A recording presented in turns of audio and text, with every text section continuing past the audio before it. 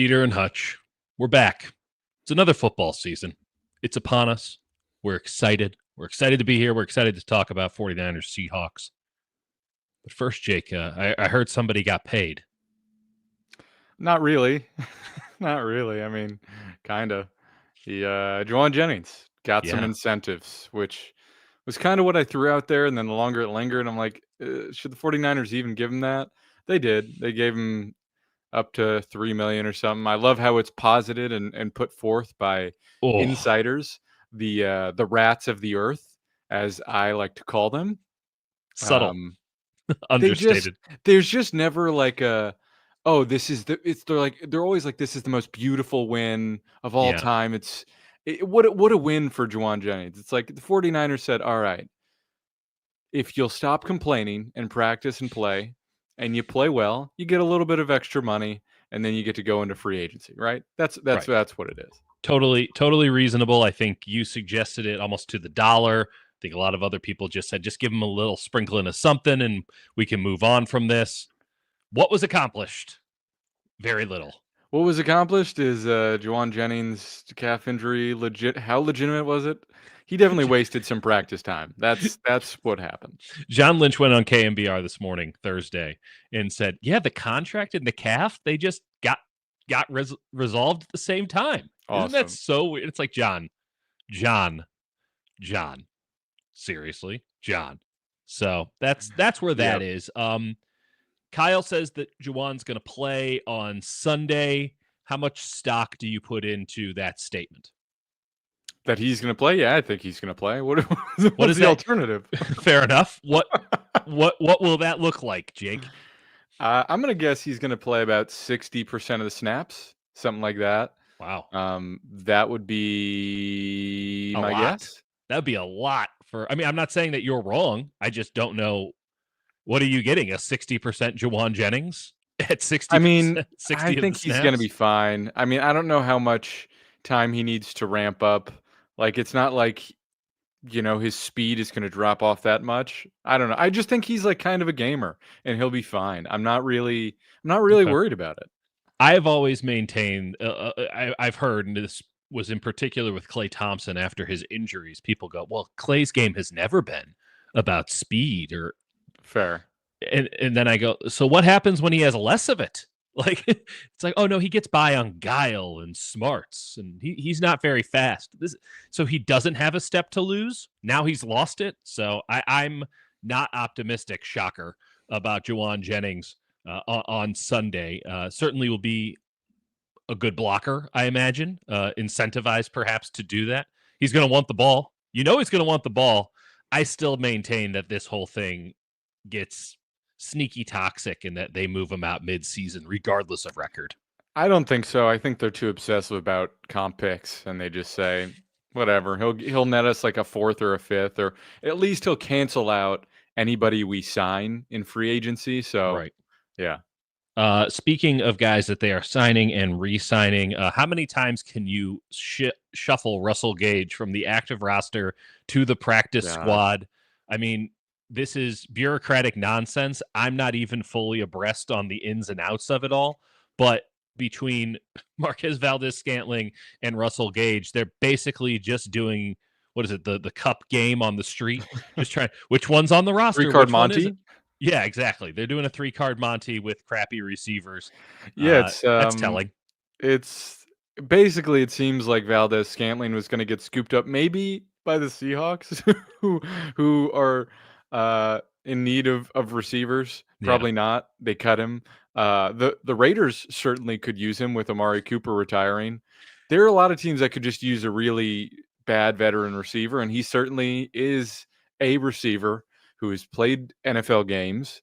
And I think what happened is teams had interest, and the 49ers said, all right, you go to the active roster. Nobody Yeah. wants Russell Gage, and Russell Gage will go to our practice squad, even though he's more valuable to us right now. Which one of you is shittier at the moment, as seen And in the Kyle eyes of Shanahan has others? effectively said, I don't know yet. We'll find out this week. every day we change our mind.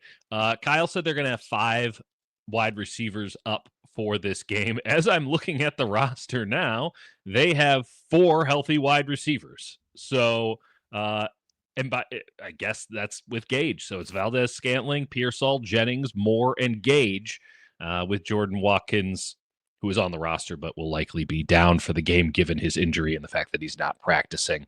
The one other thing before we get into the X's and O's and all the cool stuff that's going to happen in this game. Yetur Gross-Matos just not practicing, not a thing. Yeah. Mythical Yetur Why did they? Gross-Matos. I mean, why did they activate him off PUP when they could have waited 4 games? Yeah. And saved a roster spot. And granted, sure, he could be back by week 2 or 3, but then you're saving what, a week? You're saving 2 weeks, maybe. Why does this that team valuable do anything? that was worth it rather than just letting him take those 4 weeks and I didn't really understand that. Nope. And of course, there's always people out there that are like, "Oh, the 40." Actually, it makes perfect sense. There's certain people that like to say every move the 49ers make makes perfect sense. Those breaks, just pump them. I know where you're just going. Saying they've never made an an incorrect move. They're all brilliant. Well, heaven forbid you don't put Jacob Cowing on injured reserve before you cut down to 53. You have to do. And by Russell Gage is just like, what? I feel bad for him. Look, what the hell did I do, man? Snip, snap, snip, snap, snip. Legitimately, for Russell Gage's sake, I hope someone plucks him off the practice squad just to screw the Niners over on that front. Yeah, I guess they're doing the Dante Johnson with him. Remember where Dante Johnson would get bumped up to the active roster too many times and then he'd get cut and then get brought back, but no other team had even a lick of interest, and so he just did that for like 5 years. Yeah, that is yeah. Dante Johnson. I've written a lot of stories about those pregame stories. You got to type it out like, here's who's up, here's who's down. I mean, you could just, I think I probably had a keyboard extension for just Deontay Johnson has been called up from the practice squad to just press 3 keys and it all popped right in there. Okay, this is the first game preview of the season, 49ers, Seahawks. And just on the surface, let's be clear about this. It's going to be rather vanilla.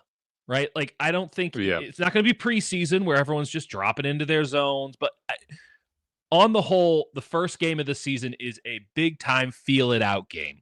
And it is about establishing the principles of an offense, the principles of a defense, and seeing if you can win with just that and adjusting if you have to. But nobody's coming in here with a bespoke game plan. This is more teams putting in what they want to do and hoping it works for the day, a la the NBA, which is every game of the NBA. Yeah, I think it's something where it's like like an offense and a defense on the Seattle side where you're like really excited about scheme, and yet this is probably as simple as either team will really go. At least in my view, because like Seattle, you're like, ooh, they got Nick Emanwari. Like, what can they do with him? It's like week 1, maybe nothing. Right? That's for week 18, maybe. Right. If we live that It's so long. weird. It's going to be so interesting, I think, to be able to hold up these 2 games and really say these teams are not at all what they were, or they somehow, most of these pieces stayed intact. But having that sort of point on either end of the spectrum is going to be really interesting. Yeah, and you mentioned it with like Emanwari. Let's start with the 49ers offense against the Seattle defense. If Seattle's defense does show some wrinkles, and by the way, in the preseason, they weren't exactly, rushing 4, dropping 7, straight up cover 3. They were working on some stuff, and they're a weird scheme. They're still going to do stuff like McDonald is still he likes to do a lot of like rotating where one side comes down and the other side drops into coverage. It's a lot of like yin yang type of stuff, post snap rotations with the safeties, trying to mess with your head as he did with the Ravens. Yeah. And we saw what that did to Brock Purdy. We saw how it worked when apologies for the we'll do the hold on. Okay. Yeah. This is a breakdown sheet. Football Insights puts these out on a weekly basis. They're so valuable. It really comes off of fantasy points data, but I don't want to pay the $400 a year for fantasy points data. It's nice because everybody else has to pay like an insane amount of money. It's good data though. It's great. I got a good little bit of a look at it, and let me tell you, it's good stuff. Regardless, we don't have that kind of money, though. You can become a member and help us get that sweet fantasy point subscription. The preseason guide. and the preseason guide, which is magnificent. Jake did a tremendous job on that. Okay, so what we're seeing here, the most interesting aspect, there's a lot of blue, there's a lot. Don't worry about that. Look about middle of the screen, find the Seahawks logo, and then go one column over, and you'll see there's a 7. And that 7 is under cover 0. They ran the second most cover 0 of any team in the NFL last year. The Raiders were 1. I'm not sure the Raiders were intentionally playing cover 0. I think that they just ended up that way because they were so bad at defense. They had no idea what was happening. And yeah, that's how that went down. So in running more cover 0 than anybody in the NFC, Jake, it really doesn't bode well for the Niners in the sense of that's the thing that can kill him. Not only does it kill Brock Purdy, but now you have 7, 8 guys across the line of scrimmage. This is one of the big reasons why I think the Niners are moving to 12 personnel this year, other than the coaches straight up telling you that.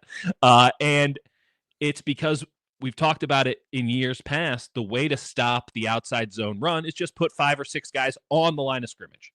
And Seattle, with their, I'm not sure if they're a 3-man front, a 4-man front, a 5-man front, a 6-man front. Like with that wide-ass front, they can stop the outside run. Now, there might be some opportunities in the gap, but, oh, look at that. They might have the best defensive tackle unit in the NFL in Leonard Williams and Byron Murphy. Jaron Reed ain't half bad either. They have linebackers that fill the run gaps every time. They cannot do anything else, but they fill the run gaps, and a secondary that has a chance to be absolutely dominant this season.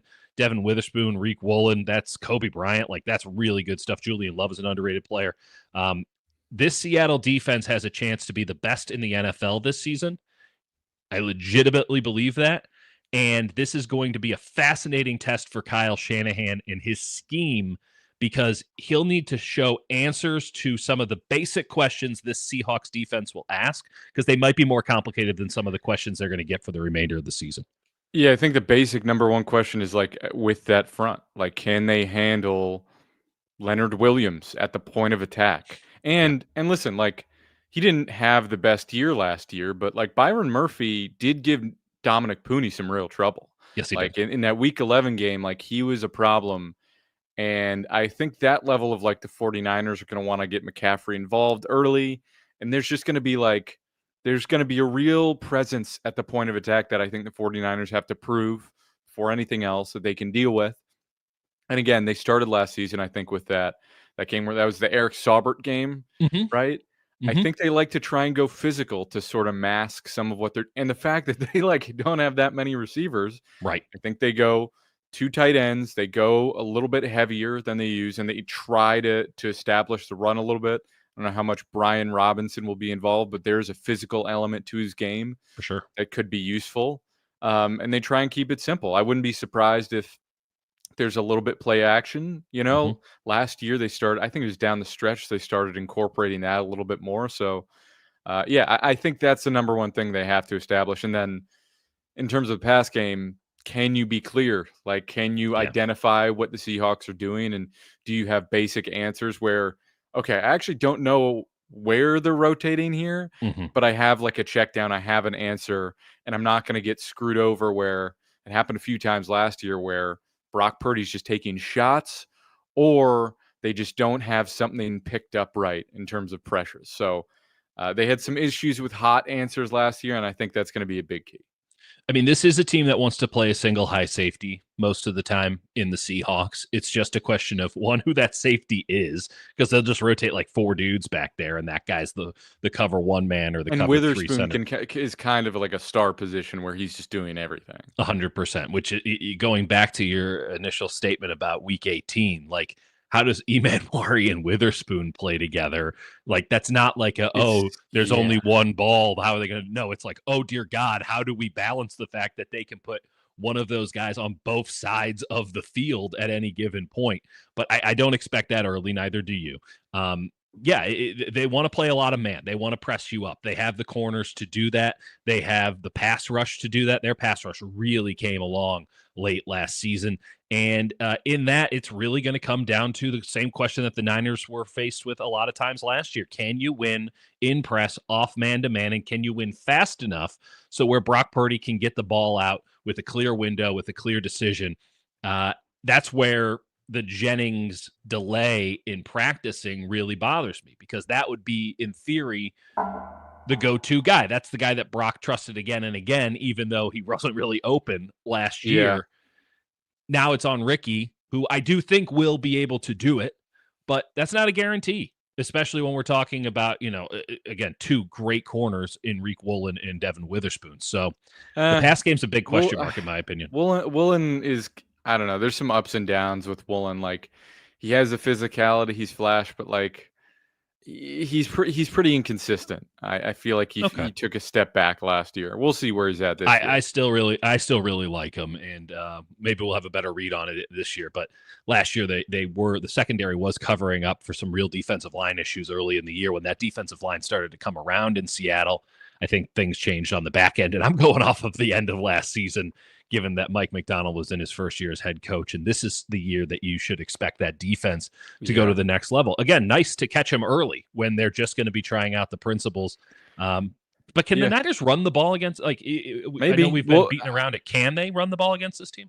Yeah, we'll see. I don't know if Tyrese Knight, their second linebacker, will play. That'll be important. Ernest Jones, I really love. He's great in the run game. He can look a little stiff in the pass game, but he's pretty sharp. He just has a nose for the ball and kind of gets everything. There's a reason they made like 7 linebacker moves last year and traded for Ernest Jones. I think it was a 4th, and then extended him, because they're very particular about what they ask of their linebackers. I do think they'll have some success running the ball. I also think there's going to be some real struggles where stuff gets blown up. You see Ben Barch struggle. Going to see Brendel week 1. Can he, like, Brendel in week 1's usually the worst version of Brendel. Dom Pooney coming off a knee injury. Like, you got some gap plugging defensive tackles up front. And there were times last year where, with the outside zone stuff, where when teams throw that sort of front where it's a 3-5 man front, and then every single offensive lineman is stuck and can't get to the second level, then like Ernest Jones had like a free lane to the ball. So can you make sure that Christian McCaffrey's not getting 1-on-1 and then 2-on-1 in the open field? Like, I don't know. That's going to be on Kyle to scheme that up and put them in advantageous positions. I think the 2 tight ends will be an interesting way to sort of maybe resolve that, maybe ease some of that pressure on McCaffrey. We'll see. I think they're gonna have some moments where they're running the ball effectively, but it might be a little disjointed. I mean, you mentioned him earlier. I think you did undersell how good Leonard Williams was at the tail end of last year. He was an absolute menace. And I'm so glad you brought up the interior of the offensive line. I think we like those 3 guys, maybe the guards better than the center. Regardless, you have nice pun. Okay, there you go. The center, as you said, total wild card going into this game. He needs to work, get some of that scar tissue broken up, I think is the way that he describes it, as the season goes along. That's not a great thing to have when you have a team that literally plays a nose tackle. Like that's not very fun. You're going head to head, snap after snap. Here's Byron Murphy in your face. And then the guards, you're going to have Ben Barch with an elbow guard of some sort, right? He's going to be wearing a brace on his elbow. And Dom Pooney's going to be wearing a brace on his knee that's injured. And I'm not a football genius or anything, but if I was building a defensive game plan, I would attack Ben Barch's arm and Dominic Pooney's knee. Not in any sort of way to get him injured, but like, hey, Pooney might not have the best ability to go side to side, seeing as his knee is injured. And that's I'm not sure he's ever had the best ability to go side to side to begin with.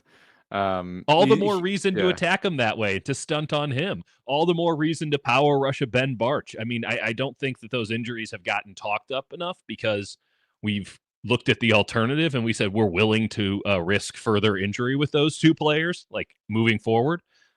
But against this front, like if we're talking the Saints, if we're talking the Jaguars, if we're talking another team, it doesn't fire off as many alarm bells in my mind. But it fires off alarm bells in my mind here. I got some real questions, though. The Niners can attack as you said, this linebacker core, and that's the Kyle Shanahan bread and butter. If they can get into the play action passing game, which they didn't do the first time they played the Seahawks last year, and then adjusted to that the second time, if they can do under center play action, kind of classic Garoppolovian Shanahan offense, Yeah. I think that there's some big opportunities over the middle of the field here against Seattle. Yeah. The other component is the complexities of Mike McDonald's defense makes it really hard on the offense, also makes it really hard on the defense, Yeah. especially in week one. There's a lot to communicate, there's a lot to get across, there's a lot of young guys, and Shanahan likes to put players in conflict. And I think week one could be a tough time for that defense to be all on the same page. They got some guys coming back from injuries. It doesn't look like they're going to have Nuosu, their edge. So there's just going to be a lot to communicate, and I do think that there will be some chunk plays available for the Niners on the back end. Don't look out though, because they signed Chaz Surratt, and we all know that Chaz Surratt was a real game changer on special teams. I mean, the special teams film was incredible, according to Mike McDonald. So Chaz Surratt out there. And who knows, maybe he'll even play in this game. I kind of actually like Chaz Surratt for the 49ers this preseason. Never really got a sniff. Let's flip it the other way. This is the really interesting one, because the Seahawks offense last year was like not good. Let's just call it what it was. Right. It had the players, but its offensive line was horrendous. It had injuries at running back, and whatever DK Metcalf wasn't winning. So that offense was maybe not in a true sense horrific, but compared to what it should have been, really shambolic. Ryan Grubb, former Washington offensive coordinator, takes over that job, had no idea what he was doing. Coaching matters, folks.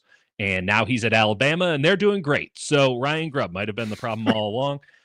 Is he the oh man, who's the former Niners? Rich Skanks? Oh, Rich. Rich. No, it's not Versace. Yeah, Scanarella. Yeah, he might be that. Similar trajectory there. You get yourself a Michael Penix, and you just ride it as long as you can. And we'll get into that in just a little bit on the show. Regardless, the Seahawks offense looked awesome in the preseason. Take that for whatever it's worth. It looked awesome. Their offensive line in particular looked awesome. Sam Darnold was out here winning 13 games with the Vikings last year in a similar offense. They go with him. The running backs looked awesome. Jackson Smith and Jigba is awesome. Then there are some question marks. What do we think about I know this is like literally going sideways before we go upfield. But what do we think about Jalen Milroe getting a couple snaps in this game, just with some tricky packages? Jake, I think they're going to do it. I think that he's their short yardage. I think that he's their short yardage running back. They did it in the preseason where they'd bring him in on 3rd and 1, 2nd and 1s, and just have him run into the ass of his lineman. I kind of love it. I kind of love it. Smart. They do it in college a lot more. They don't really do it in the pros. But like, why draft a Jalen Milroe if you don't? Yeah. If you can't find a way to use him, right? Like, he's a great athlete. I think he can actually end up being a pretty damn good quarterback. He's got his head on straight. Like, I think that that's something we're going to see this week. Just in the same way, shout out my Missouri Tigers back in the day. Like, here's John Franklin coming in, and he's going to take over for Blaine Gabbert. Nice. Don't ask how old I am. Okay. To answer sort of what you're talking about, Seattle, there's going to be a lot of tight splits. They've got 2 slot receivers in Smith and Jigba and Cooper Kupp, and I'm not sure that really matters in this day and age. You got a lot of wide receiver ones, and Amon-Ra St. Brown and CeeDee Lamb, guys like that are like number ones out of the slot. Ricky Pearsall.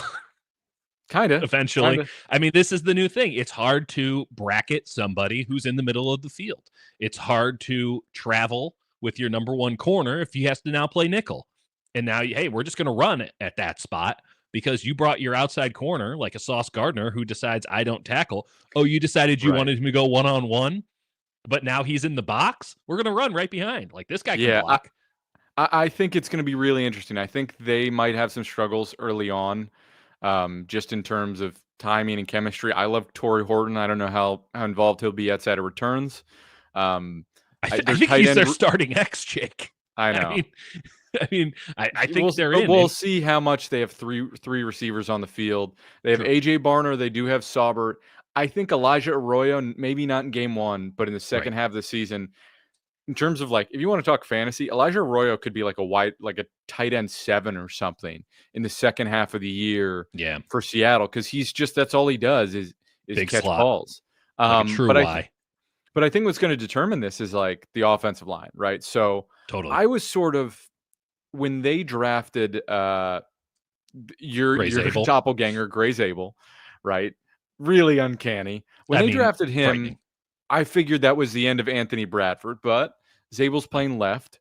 Bradford is starting at right guard. Let's be clear. Anthony Bradford was horrible, First 2 downright years. Awful. garbage his first 2 years. Now, What's he last year, now? he was better in the preseason. He moved well in the run game. I Jake. expect him to still be terrible. Jake. He wasn't just good in the preseason. He was awesome in the preseason. Now, I'm not saying that preseason is everything, right? You do want to, again, take it with a grain of salt. He looked like a completely different person. And maybe that's just not having to play next to Stone Forsythe, which is what Seahawks fans are optimistically sort of putting out there. And it does matter being in the league for 3 years. Like, you do pick up on some stuff. I expect him to be better. Like, the tape in the preseason was great. Their offensive line coach last year, Jake, was some guy from Washington who, listen, they had some talent at Washington, but how are Rosengarten and my man, I forget his name, the Polynesian guy, how are those guys doing? That's a lot. Like, there are some issues there. He didn't know how to coach them up. They have John Benton now. John Benton's like former 49ers O-line coach. He's like the man. If you're putting in an outside zone system, you hire John Benton. He honestly shouldn't be an offensive line coach. He should be a consultant. He'd make 10 times more and just fly from town to town and do offensive line coach for 2 weeks for you. And then, hey, okay, we got the system established. I'm going to the next town because everybody runs this stuff. And the difference year over year in how good this offensive line looked, again, in preseason, is jarring. I'm sorry, I cut you off, but the John Benton thing is huge. You're completely right. That's worth pointing out. I think that's going to like determine a lot of how this game goes. To point out the obvious, like how well Seahawks run the ball, but really, like, what does the Niners' defensive front look like? What is their defensive tackle situation? What on earth is that rotation? No one knows. Like, maybe you'll say Jordan Elliott starts and he'll have CJ West next to him. That feels like a good guess. Yeah. Right? Are they going to lead the team in snaps, though? Is that going to be like the go-to duo? I don't know. And is that going to be an effective unit? Like, Jordan Elliott trying to get upfield doesn't really work. If you tell him to just try and hold the gap, maybe that works. The point is, there are a lot of inconsistencies with the Seattle offensive line the last few years. They brought in Zabel, who, like, good God, I saw him like get over. Like, there's a defensive tackle who had his leg stuck out. Yeah. And he got second level, did a little hop skip over the leg in stride and got second level. And I was like, no one should move like that at that size. The preseason tape wasn't perfect. There were a couple times where he fell flat on his face. But that's only possible because he moves so well that he had momentum to fall flat on. He kind of got like the chair pulled out from under him, except forward. He has a chance to be really special. Jordan Elliott, not exactly a welcome to the NFL moment. Kind of a, hey, here, let's ease you in here, buddy, for Gray Zabel. One other guy we got to mention here is Jalen Sundell, White Jalen, from North Dakota State. He's going to start at center. And I will butcher it, so I'm not even going to try, but Ulu, their center last year. Oluwatimi. Oluwatimi, thank you. I thought he was pretty good in the second half of last year. Like they had former Michigan guy, I think. They didn't have a center to save their life for a long time.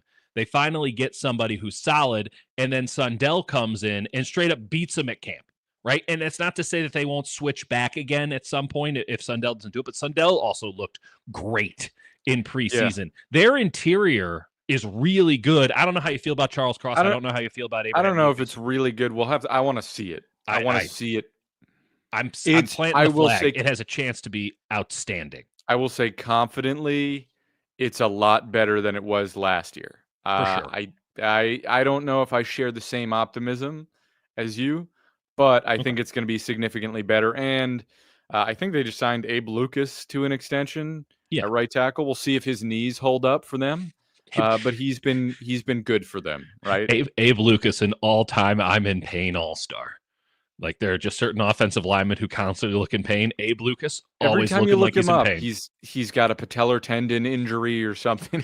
To be fair, he is probably in pain at all times.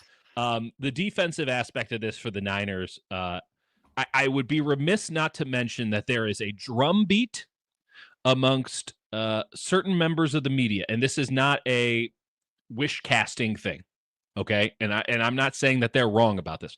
There is a undercurrent of narrative happening that Nick Martin starts. Okay. You can watch the video. If you're a member, you can watch the video, and Jake and I can explain why that's probably not a great idea. But if that is in fact the case, they could realistically. I mean, to be clear, Johnny Holland told me he wouldn't be shocked if D. Winters played 90% of the Right. this year. Right. So, I mean, well, Johnny, again, and we have to I'd be believe a what little Johnny Holland says, right? Like Johnny fair, Holland's totally all fair, time. totally fair. He loves to lie. And so, but if we're talking about, let's just throw Martin in there just for the fun and games of it all. Right. Okay. Regardless, we're not even going to analyze what that could mean. We're just going to say that's one rookie in. There could be 6 rookies starting for this team, realistically, first snap against the Seattle Seahawks. We're talking 3 members of the defensive line, Marquise Siegel, Nick Martin, and I guess depending, they're probably going to start in base, so maybe that's incorrect. But then Upton Stout, who, by the way, we have no idea if Upton Stout is good or not. I feel pretty confident he's good, but he is small, and I do worry he's going to get injured a lot. Outside zone, week 1, nickelback. I mean, what's the first rule if you're trying to put together a game plan on offense? Where's the rookie? Go after him. I mean, Seattle might have a hard time figuring out which rookie to go after, but I would start with the smallest one in Upton Stout, and we're going to find out. I mean, this is going to be trial by fire. And I would run some double teams at Alfred Collins, climb second level, and if I would literally attack the hell out of Alfred Collins, because there's some good tape, but there was also some tape where he was getting pushed back 7 yards, which is that was what he was brought here to not do. And again, I think it's because they've got him in 2 ways, very confused. I'm excited. In theory, we'll see Mykel Williams in this game. Brother, you got the wrong guy. Bob Sanders. Wrong position. Wrong position. That's who Mustafa got compared to. Yeah. Mustafa and Bob Sanders is a very apt, high level comparison. Bob Sanders. Yeah, I'm just saying that's what Daniel Bullock's compared him to last year as a rookie. Who do you compare our man Siegel to? Jimmy Ward. Oh, that is not as lofty. Also, don't look up what Jimmy Ward's been up to. Man, very sad. Not going to get into that, but very sad. I love Jimmy Ward. Can't say that publicly. I used loved. There it is. Yep. Okay, so the defensive line is just an absolute crapshoot. I imagine we'll see some Jordan Jefferson in this game. We're gonna maybe that's the way you go. A guy who's just played, and you say, "Let's see what this looks like." He can just hold the gap, maybe survive. Maybe there's a lot. We said that they could do that last year. How'd that work out? And then linebacker, this is as healthy as you're going to get. Fred, that's great. D. Winters, in theory, perhaps not. I don't know. Too many people talking about it. Listen, I don't make the roster decisions. We'll see. Yeah, we'll see. Who's going to start at safety? I kind of do think it should be Pinnock. And Siegel. Okay. I think Siegel starts for sure. Is that you making the decision? Or do you think that's Kyle Shanahan and Robert Saleh making that decision? Yes. What's their decision? I think yes to both. I think they have Jair as their third safety. I think they go Pinnock has been around, and he was okay for us. Yep. And maybe sure. Again, this is a coin toss. I'm is it Jair or Pinnock? What 50-50? Who should get more snaps, I guess is the better question. I mean, week 1, it's a great time to trot him out there and give him a last chance before Mustafa comes back. Give him a 4-week runway to see. Yeah. But if you're talking about who scares you less, it might be Pinnock. I'm not saying I'm a huge Jason Pinnock fan. I think he's fine. I think that you don't think about Jason Pinnock, and that's the best kind of safety to be if you're a veteran. I'm really curious to see, because they're going to get tested off the jump. can this team stop the run in any semblance or form? Because Maybe. last year they couldn't. Last year they Maybe. couldn't. And all I saw in the preseason was Seattle being like, we're going to be so goddamn good at running the And football. yeah, and because it's also like the whole thing with the linebackers, whether it's D. Winters or Nick Martin, both guys are small, right? Both Yep, guys are small, and they 100%. fly to the ball. You can only fly to the ball if there's a clear runway to fly to the ball. Otherwise, you need like a Luke Gifford type who's like a little bit bigger and can just sort of slow the mass down, Right, right? right. Because they couldn't protect their linebackers last year, and Fred Warner like suffered sometimes because he's Paid the playing on a price. broken ankle. Yeah, He's getting attacked at the second level because teams go, we actually don't care about their second linebacker. We're just going to make sure Fred is taken care of because we're going to get to the second level and we're going to do it easily. yeah. So if they can't shut that down, they're just going to get rocked. Okay, then there is the third aspect of this game, special teams.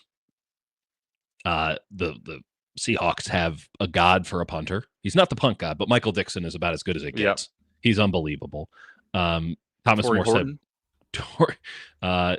There's that. And punts. I guess Isaac Orendo is going to be back returning kicks for the Niners. That would make Good, sense, right? good. I mean, that's the only thing. Like, just run as fast as you possibly can, and maybe you'll get a roll as the season goes. Totally. And then, then there's the whole Jake Moody of it all. And don't worry. I mean, this game couldn't possibly be tight, and Jake Moody wouldn't possibly be asked to kick a game-winning field goal on the road, would he? Can I guess what the total on this game is going to be? Oh, I don't have it up immediately. I don't so either. You can I guess. don't either. But I'm just going to say before you look it up, Okay. I'm going to guess the total's like 38.5. No, okay. I'm going to go 53. 43. You want to say 53? 53. Let me pull it up right here. This is great radio. 38.5 is crazy low. It is 43.5. So we somehow found the right answer between our two terrible takes. Yeah. Which is usually how it goes.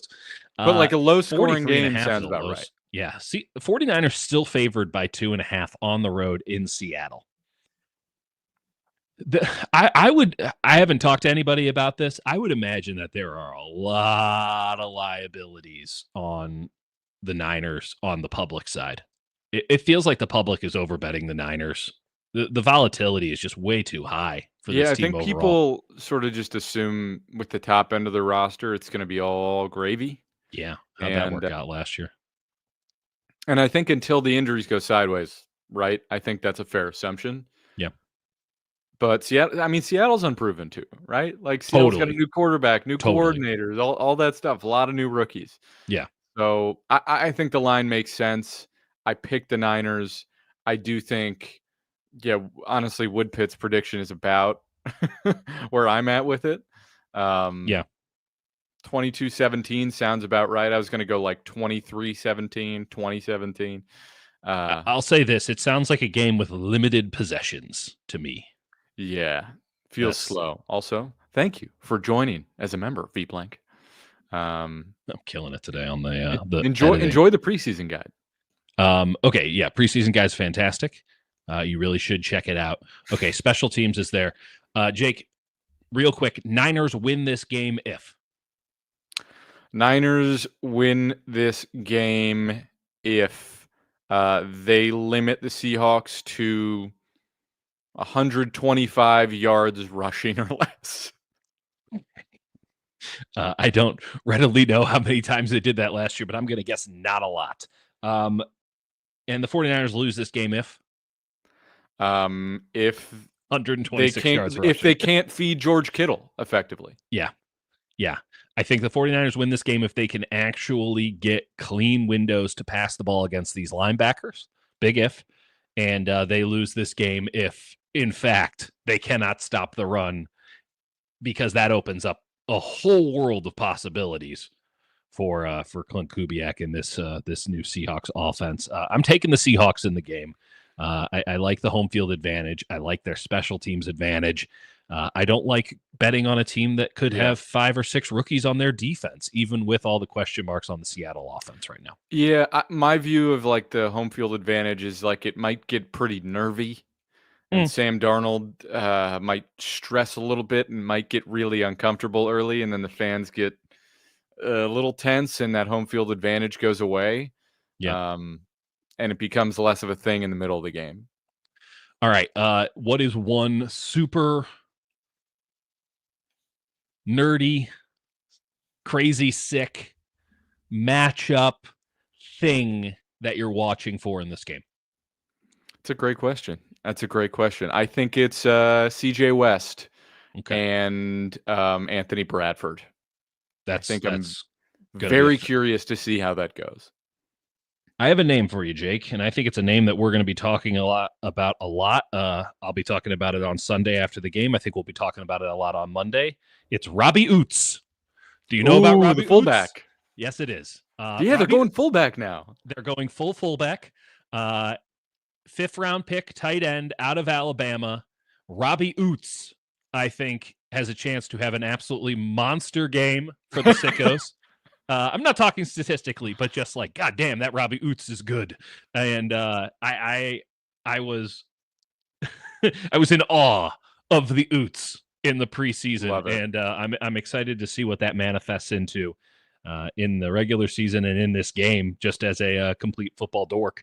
By the way, let's just get into it here, Jake. I mean, why even bother? We both picked the Seahawks, I should note. Oh, I should probably have the actual What is this view for the audience? We're going to do the rest of the show like this.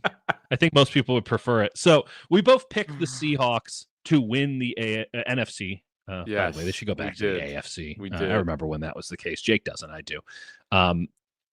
Picked the Seahawks to win the NFC West this year.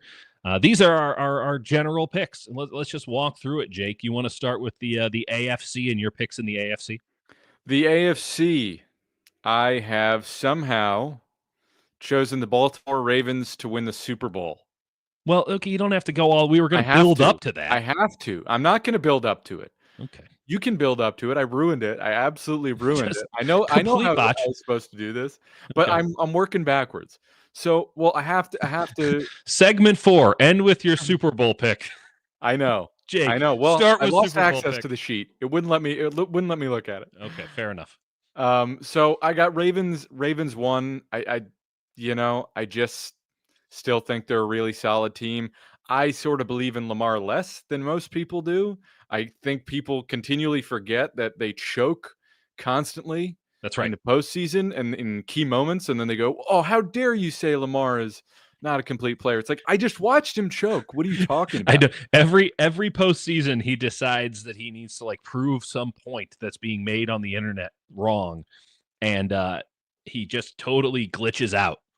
There's really no other explanation. He just glitches out as a quarterback. Right. He's almost set an NFL record in passing yards last year. Right. By the way, Lee, Stafford's not healthy, and that's why the Rams aren't in here. No, pull that up again. Let's read that back. It says, if Stafford is healthy, how is it know the Rams? What kind of experts are these two? Well, we're one experts that know the Rams, and two, Matt Stafford, who's been living in immortal chamber? Immortal chamber? He has been living in a oxygenated room. It's an Airstream, and laying down on a vibrating red light bed. He spent a month on this thing in the preseason just so that he could get ready for week 1. They play the Houston Texans in week 1. I don't know if you guys know this about the Houston Texans, but their defense hits pretty hard. Yeah. So the idea that Matt Stafford is going to live through this season is laughable. Also, I don't like their defense, so that's why. Also, Lee says it's sarcasm. Appreciate you clarifying, Lee. You gotta put the -S on it. We don't know. Anyway, people can't even figure out if I'm being sarcastic, and I have no other modes. I know. All right, I'm gonna rip through my AFC after already botching this. I've got Ravens 1. I have the Chiefs still holding on 2. Bills, coming through. I just don't. I think Josh Allen sort of carries them, and then the Colts 4. I kind of like the Colts, man. What is it you like about the Colts? I already talked about it. We talked about it in the previous episode. Yeah. No, still not getting it. I think they got a lot of decent pieces. I think they were able to do a lot with nothing last year. And Tyler Warren could be an interesting piece for him this year. Could do some stuff. Okay. Um, Bengals, Broncos, number Chargers. Yeah, well, I've got Bengals, Broncos, Chargers. You could flip the Broncos and the Chargers. I think the Chargers get screwed at the start of their schedule and have to fight all year to sort of make up for it. Yeah. Um, so I just, yeah, that's how I see that going. I think the Broncos just have an awesome defense still. They're going to sort of ground and pound their way to like 10 wins. Yeah. And just be a tough out. And that's why I have them in the Beating Buffalo. playoffs. I think they're a giant beater. I think whoever they face in the playoffs in round one, they're going to beat. Yeah. Well, in this case, you have Buffalo. Have them beating Buffalo. And I think the Chargers, who I would never pick otherwise because they have Jim Harbaugh. I think they will knock off the Chiefs in a year that the Chiefs are kind of floozy. I think it's going to be an opposite year where like the Chiefs actually like do fine in the regular season and then like collapse in the playoffs after everyone's like, oh, they're terrible. And then they, How many games did they win in the regular season last year, Jake? Couldn't tell you what, like 14. They won 15. But I mean, like everyone would like down kind of year. They were terrible. Yeah, because they went 10-0 in one-score games. I'm starting to think that might have something to do with them being good at football. I know. I just think this is like going to be like a weird year, and the Chargers knock them out. I'm going to go Cincy over Indy, and then that sets up the Ravens against the Chargers, Bengals against Denver. I'm taking Baltimore, and I'm taking Cincy. And then the Ravens make it to the Super Bowl because they get basically they avoid having to play the Bills or the Chiefs. That's the route. I've never seen a more Saturday afternoon playoff game in my life than Cincinnati, Indianapolis. 100%. That is the Deshaun Watson, Houston Texans slot. That they just slide right in there. That is just absolutely perfect. Let me quickly go through my AFC. Ravens, Chiefs, we agree there. I think that the Ravens are an absolute regular season juggernaut. They have a chance to lose like 2 games. We went over this in the brash, ridiculous, over the top predictions. AFC South sucks. I'm taking the Titans. I like too many of the pieces there. I think competent quarterback play puts them over the top. I think the Dolphins squeak in. I'm not picking Buffalo. I don't like their defense. I think injury regression's coming in a big way. On average, there are 6 new playoff teams every year. I'm picking 5 across the NFL, and I feel even too bold doing that. So just remember that when people saying, oh, this is ridiculous. Like, you got to swap out half of these teams every year. No, I don't have the Niners in mind. We'll get to that in a second. I have the Chargers. Don't feel awesome about it. Feel very good about the Broncos, but I do think that an early season loss, and there's going to be a lot of ties and tiebreakers. There's that. And I think the Texans sneak in, but they don't win their division. I think that the Texans have a spurt of just absolutely god-awful football, perhaps even to start, but get it figured out as the season goes along. Their defense is too good for me to bet against much in the same way as the Broncos and maybe even the Chargers. I think their O-line like collapses and just hangs CJ Stroud out to dry in like the last 4 games of the year. He's just playing through a broken rib and their offense can't move the ball. Give me Kansas City over Houston again. Give me Denver over Tennessee. That's an easy one. Give me the Chargers over Miami. Ugh, bad wild card round in the AFC. Yep. And then two fascinating games. Kansas City and the Chargers. I'm going to take Kansas City. And then I'm going to take Denver over Baltimore because Lamar short circuits again. I'm going to run through NFC. You can hit NFC after me. Eagles, without a question. Anyone who's not taking Eagles as the 1 seed is just doing my Josh Allen prediction. That's just wish casting at this point. They're so far and away better than anything else. I got the Vikings at 2. They were awesome last year. I do question their defensive depth, but I don't question their defensive top end. And it's like if Sam Darnold can do it, J.J. McCarthy can do it. In fact, he probably even do it better. Buccaneers, I guess, have to. I don't feel it. No one feels anything about that. I got the Seahawks beating the 49ers in Week 18 to take the 1 spot for the NFC West at 10 wins. And then the Packers, who will be a double-digit win team, the Bears, who will be a double-digit win team, and then the Falcons, who will win a tiebreaker. Let's circle a date on our calendar, folks. October 19th, 49ers and Falcons. Going to loom large. Minnesota over Atlanta. By the way, I think Atlanta's offense is going to be totally awesome. I think their defense is going to be totally terrible. They might be full Bengals here. It's going to be fun. Minnesota over Atlanta. Tampa Bay over Chicago in a former NFC Central matchup. Shout out the NFC Central. Green Bay over Seattle in the playoffs. I got Green Bay taking down Philadelphia. I do think that the wear and tear of being the Philadelphia Eagles for the last 4 years is going to rear its ugly head at some terrible point. And the Packers are the youngest team in the NFL. Eagles, I believe, are the second youngest team in the NFL, I should note. But still, wear and tear. And then Minnesota, Tampa Bay, which brings us to Jake's NFC picks. Yeah, again, same at the top. Eagles, Vikings, Bucks, Seahawks. I have the Niners and Seahawks going down the last game and the Niners blowing it. I'm not going to explain why. Go get the guide. Go get the season guide. Yes. After that, I have the Packers as a wild card. Mm-hmm. I've got the Niners at 6, Falcons at 7. Who else was in contention for that 7 spot for you, Jay? Everyone. Every team in the NFC. Legitimately, like, I could make a case for the Carolina Panthers. Yeah, no, I listen. I thought about it. I thought about every team. I thought about every NFC West team. That's so right. I thought about every NFC North team. Sure, could it be the Bears? Of course. Could be anyone. Isn't that wonderfully fitting? I mean, I picked the Falcons because I have the Falcons winning in a game-by-game breakdown that I'm doing over the Niners on that Monday Night Football game. And that would be like some tiebreaker and like rear its ugly head. That was my big mental narrative. But isn't it so fitting that you're like, I don't know anybody, and you just go, the Falcons, like the most forgettable, just plug them in team in the NFL. Like, oh right, Atlanta. Like that's a perfect pick when you're just like anyone will do. Just give me the Falcons. Yep, I love it. In the playoffs, I've got Minnesota beating the Falcons. The Niners kind of get a nice matchup against Tampa Bay. Yeah, they do.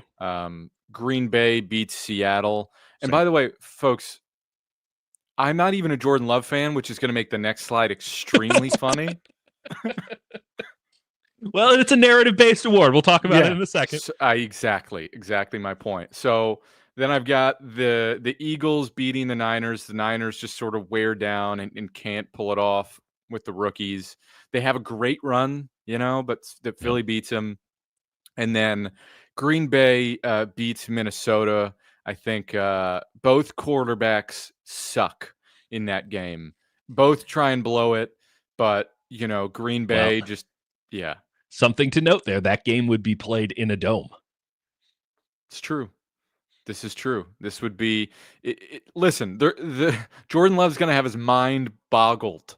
He's not going to know what to do, but it will be the third matchup of the season against the Vikings. Yeah. And they're going to come through, and Jordan Love's going to have like one clutch moment at the end of games, way out of character, and he's going to get irrationally confident.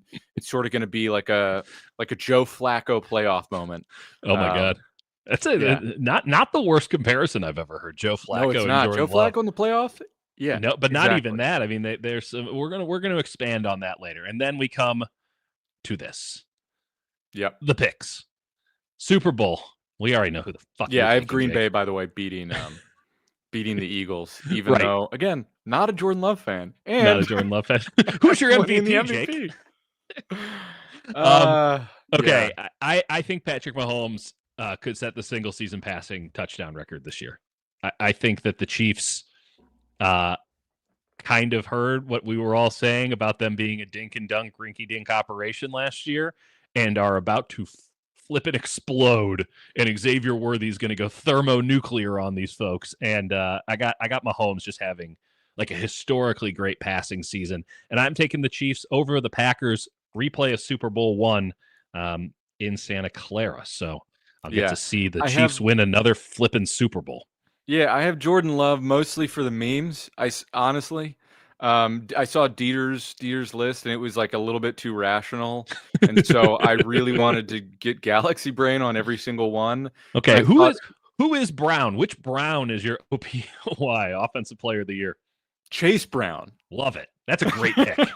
It's legitimately a great pick. He was awesome last year, and they're going to put up crazy numbers in Cincinnati because they can't stop anyone. That's Big 12 football, baby. If any of these hit. Yeah, so Jordan Love, just because he throws for like 6,000 yards, even though it's like he's like 12 interceptions, but he just throws for so many yards that like it's whatever.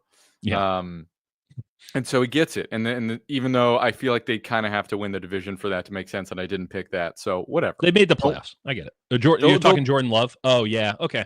Yeah, so, maybe but they'll have like 12 wins, so it'll be that's like, what I'm oh, saying. well, the I Vikings. think that they're going to like lose the division on like a tiebreaker. And so Totally. it's like totally irrelevant on, Right. they didn't win the division. It's like, well, they have the same amount of wins. So Totally. I think that division has a chance to be like totally awesome. I'm going to take Derrick Henry. He almost had 2,000 yards last year. I think he gets 2,000 yards this year.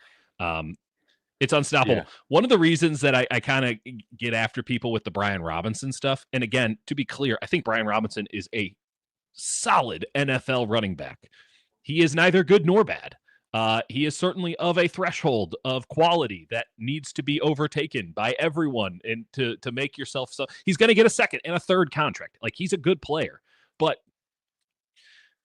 he had football Jesus in the backfield with him last year, the NFL's best rusher in Jane Daniels, and he couldn't get anything more than what the offensive line was giving him. Meanwhile, Derrick Henry, after suffering for decades, it seems, for eternity in Tennessee, with nothing to help him, taking them single-handedly to the playoffs repeatedly, gets Lamar Jackson. He's like, check this out, nearly 2,000 yards. This year, same thing, nearly 2,000 yards for Derrick Henry. He is immortal. He is incredible. Derrick Henry is my offensive player of the year. I'm taking Will Anderson from the Texans as my defensive player of the year. I think this is the year where everyone figures out who Will Anderson is and what it is he does. Yeah. And anyone who's on this channel, I would hope you'd already know, he nice. He real nice. He's great. He's great. I think that's a great pick. I just have Max Crosby because I think this is like one of the few competitive seasons Crosby gets to play. I think the Raiders don't make the playoffs, but they are frisky. They're just like a weird team. Now, do they only have 4 wide receivers and 2 of them are rookies currently? Yeah. Is that a problem? You could make the case it's an issue. But they also got two good tight ends, so whatever. Yeah. Do they have a great defense? Not particularly. No. Their secondary is named Q Blue Kelly. I believe he played for BYU. Yeah, why do I know that? Don't worry about it. But I just think Crosby gets like a sniff of a team being competitive and goes off for like 19.5. So I mean, defensive player of the year is like, did you have 18 or more sacks? Congrats. You're the defensive player of the year. If not, we will just pick the best corner. That is how that works. It's not a good pick because the rest of their team on defense is really worrying. Oh, don't worry though, because it doesn't matter if those 18 sacks are legitimate or not. Like, if you just get some home cooking, and by the way, the Raiders have been known to cook for their hometown team, whatever town that is these days. Like, especially small market, like, you ever look at OKC's box scores? Everyone's getting assists. Everyone's getting like, it's the same thing with the Raiders, I've heard. I think Crosby steals like 7 sacks that no one can ever find on video. And then, and then I've got Emeka Egbuka just because I love Emeka Egbuka. Is Ashton Genty the easiest, obvious choice? Sure. Can't go 2 Raiders. We're not lame. Okay? You can't pick 2 Raiders for your players of the year. We're not lame. We're actually cool as hell. Also, like, I think Ashton Genty is about to average 3.8 yards per carry all year.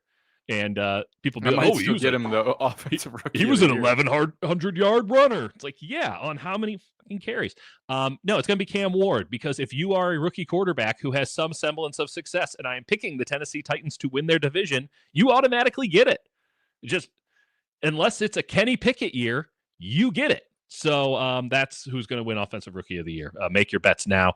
I'm going to take Mike Green. It's a really good choice. As my Defensive Rookie of the Year. I do not condone anything about Mike Green, but the boy can get after it, and the Baltimore Ravens need somebody like that. One of the reasons why the Ravens I'll go full bore here. I think the Ravens lose one damn game all regular season, and then again, I don't even think they made the NFC Championship game, or AFC Championship game in mind.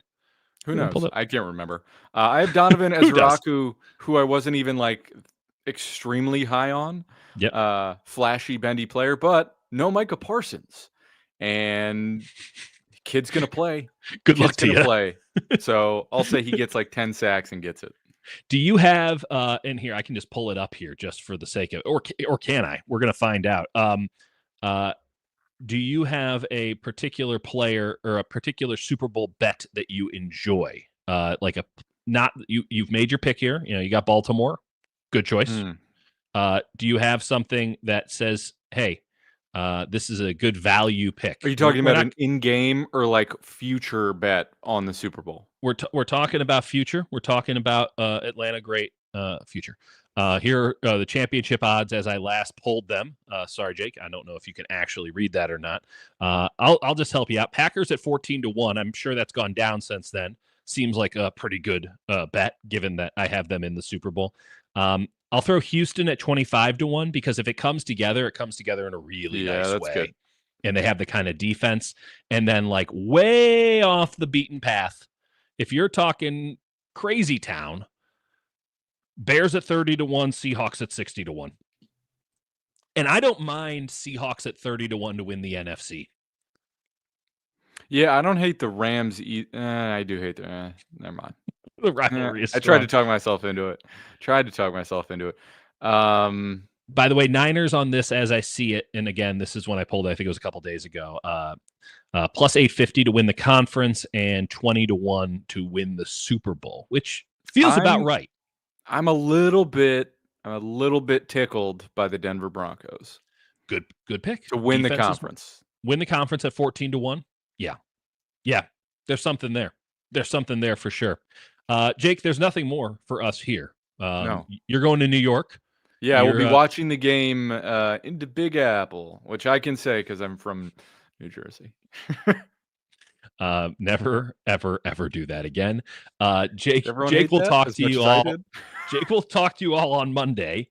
Wait. What's up? I guess we had one super chat. Oh, I apologize. That is the next part of the show. I'll pull it up. It's mostly a question for you. Oh yeah. Okay, here we go. What goes through your head while Larry Krueger asks 15 minutes of hypothetical multiple choice questions? I don't know. You can ask Jake. That's what I'm doing. Because I've just been doing that to him all show. Well, you try and get the answer out as quickly as possible, and then remember what the next part is, and then another topic comes up, and then you're in the cyclone. So we're in a Jamie Taco situation, is what you're telling me. That's you got to get your lines out before Jamie Taco. It is okay. So actually, I'll just give you a quick lowdown here. I can't do Thursday nights with Larry anymore. Because what is this thing?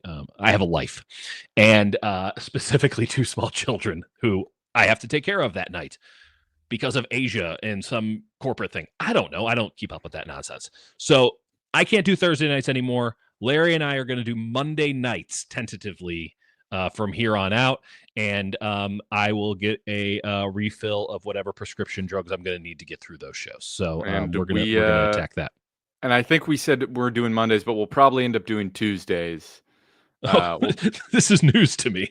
I thought this is what we were talking about. We're doing after the game on Sundays. After the game on Sundays, right? Yep. And then someone will have a camera in their face and yap. And then we got to watch the tape. And we would do Monday, but I don't think the tape comes out until Tuesday.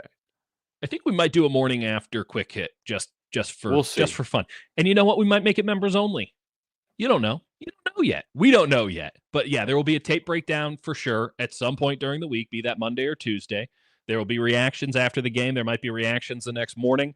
And count on Thursdays and us just bringing you home, bringing you into the week. We got takes. We got offensive line talk. We're talking about fullbacks. We're going in on John Benton. You learn so much, and yet you learn nothing at all. All right, Jake, I'll talk to you. Go get the season guide. Oh, See you guys on Sunday-ish. Maybe. Bye.